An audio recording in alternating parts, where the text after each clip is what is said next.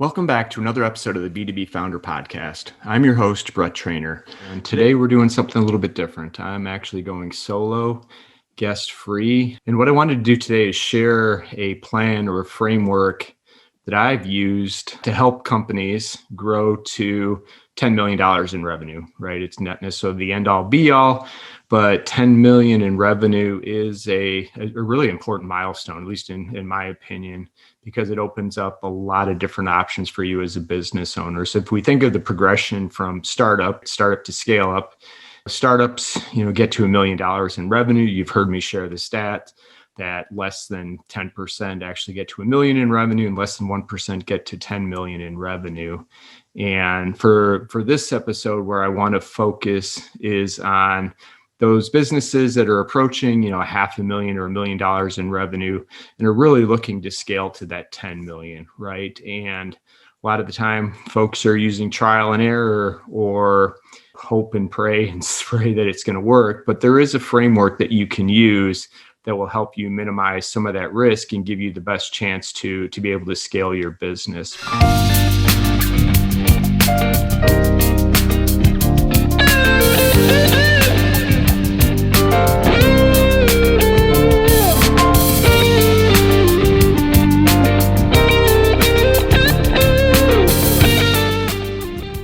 First, I think it's important to understand why 10 million. It's not an arbitrary number.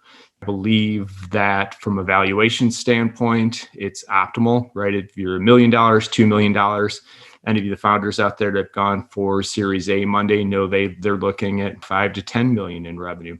So if you can get your business to 10 million in revenue from a valuation standpoint, whether you want to raise more capital, whether you want to look to sell your business, whatever it is, it's going to give you a maximum valuation, at least at this threshold.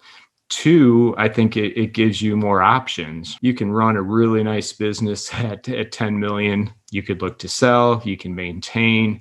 I think at $10 million, you don't have the complexity that you would have when you get to that next threshold, which is either 25 or 100, and nothing wrong with continuing to grow, but the complexity grows. I think that 10 million is the sweet spot, which leads me to kind of the third point, why it's an important milestone is the time aspect, right? As a founder and founder-led companies, you guys are perfectly well aware of the time that you spend on or in your business, not working on your business. So at 10 million, you've had to have stepped out of the way, right? You cannot be involved in the day-to-day of everything, or you'd never be able to get to that level.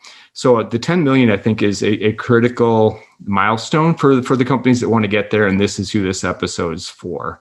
I think one of the things we should address first is, why do companies not get there, right? So if 10% get to $1 million, only 1% get to 10 million, is it an idea issue? No, I believe it's execution. And a lot of the times these business and founders are trying to understand through trial and error, do I hire salespeople? What kind of marketing folks do I need? Is there a process? Can I automate with technology? And quite honestly, if you make the wrong bets on the wrong hires, it's 12 months, 18 months, and you run out of money, you get burned out, et cetera. So what I've been using is, like I said, a framework for a number of years now that helps prioritize and lay out a plan for you to get to that next level, which is the 10 million in revenue. And we've talked on the show before, the number one blocker, I think, from folks not getting to that 10 million is the inability to sell or grow beyond the founder or co-founders network, right? So I've heard this time and time again from different founders that have gone through that 8 figures and beyond. And it was a learning curve, right? So, hey, they were super successful. I've got a big network. People know me. I'm passionate about the product. They buy from me. Well, once that network dries out and you have to now connect with folks that don't know you, don't know your product, it's a different ball game. And that's one of the main things that this framework is going to help you address, is how do you expand beyond your network? So with that said, that's a good kind of segue into, it's a 4-part framework really broken into 2 pieces. I look at it as, one is alignment, and then part 2 is around execution. So a simple acronym to remember this is ACES, ACES. And it was fortunate that the letters lined up with the key parts of the framework. It wasn't necessarily planned, but it is easy to remember. So I'll give it to you at a high level. We'll break down each of them to give you an understanding of what you should be looking for in each group. And then in future episodes, I will actually go deeper into the four and probably do an episode around each of them, because there is a lot of work and effort that needs to go into it. But the good thing is that you have a plan. You're going to mitigate some of the risk, and you'll get everybody in the organization pushing in the same direction. So let's jump into it. So ACEs, the first is A, which is really part one for me. And if you've been a listener of the podcast, I'm a big fan of the book called Run Frictionless. I use that heavily in this part of the framework. And when I talk alignment, it's really around your company, your customer, and your offering, right? If you don't have those in alignment, you're creating friction within your business. And Anthony, you'll appreciate that. And you'll have to work twice as hard to get new customers in.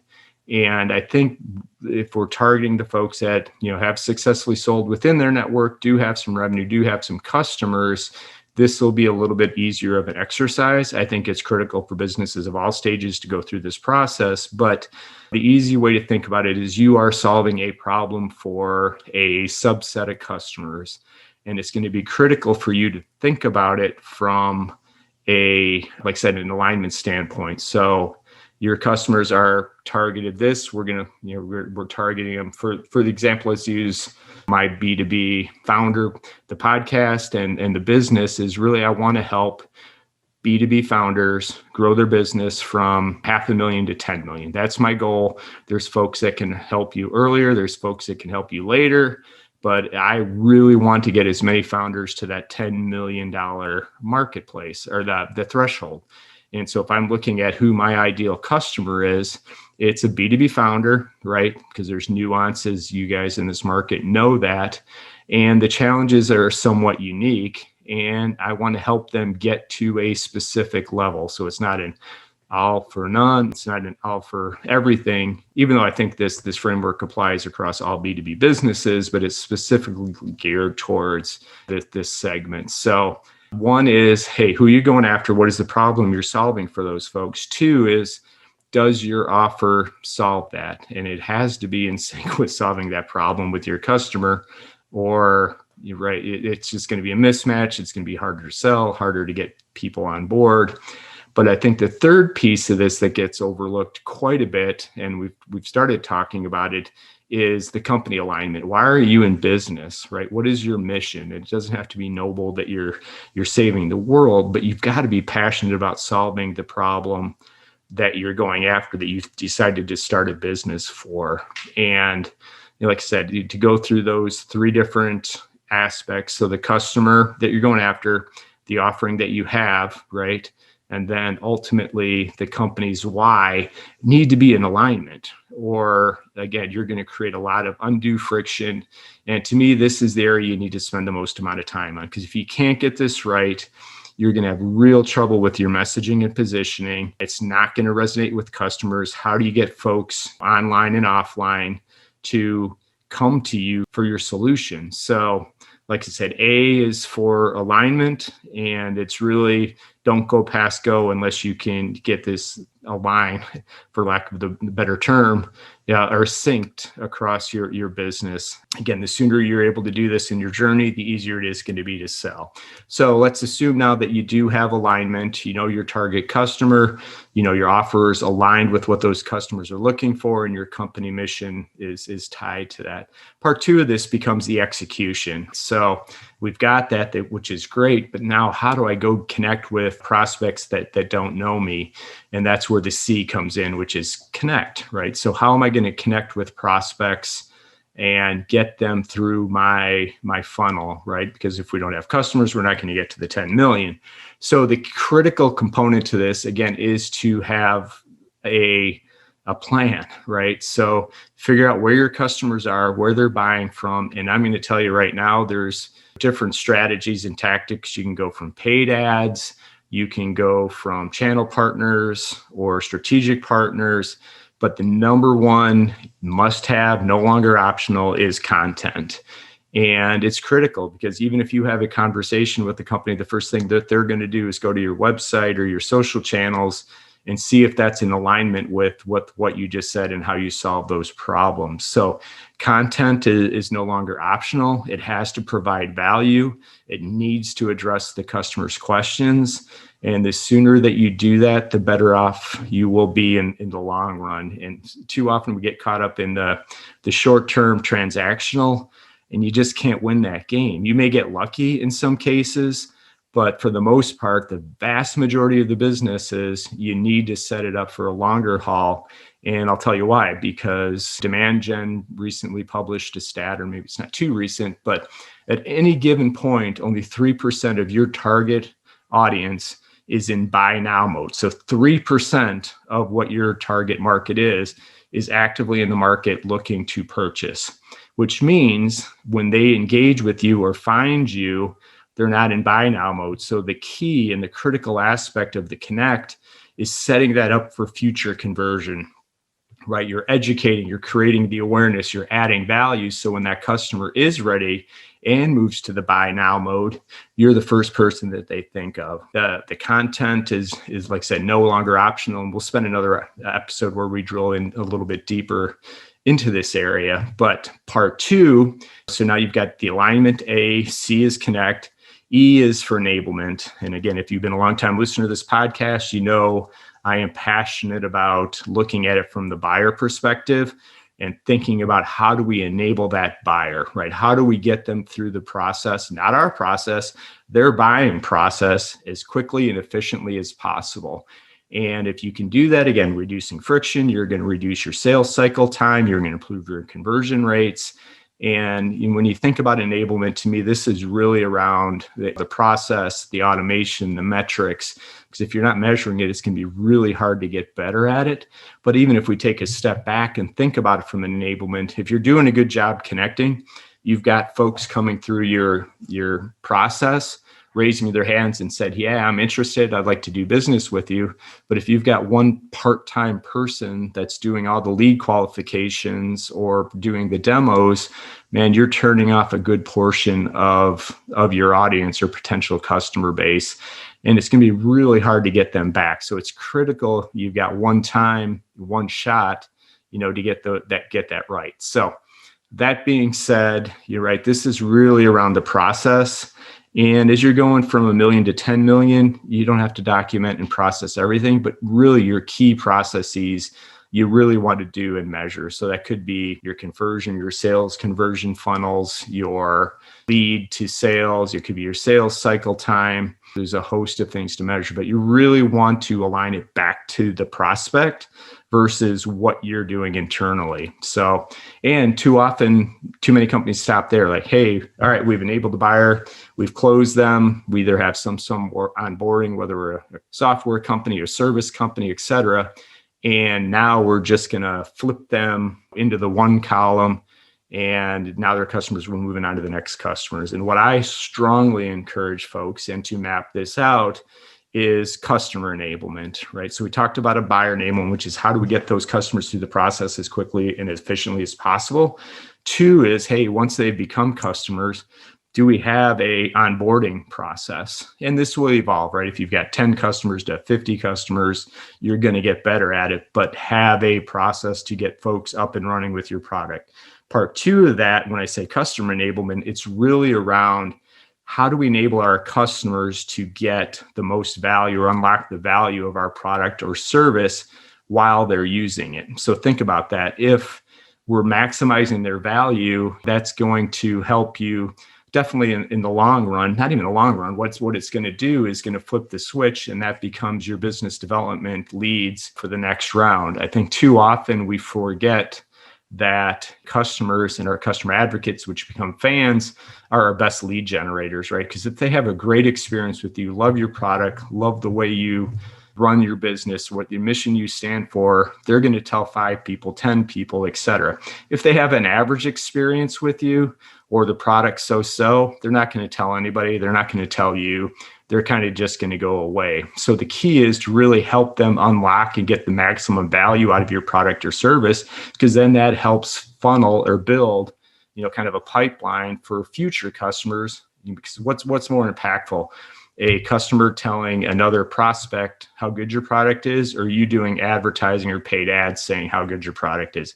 100% every time you want your customers to be your referral source. And again, we can go deeper on this in another episode, but I really want you to think about it from the outside in. So think about it from buyer enablement and then customer enablement with the metrics, process, and automation. So this is actually a fairly more detailed part of the framework.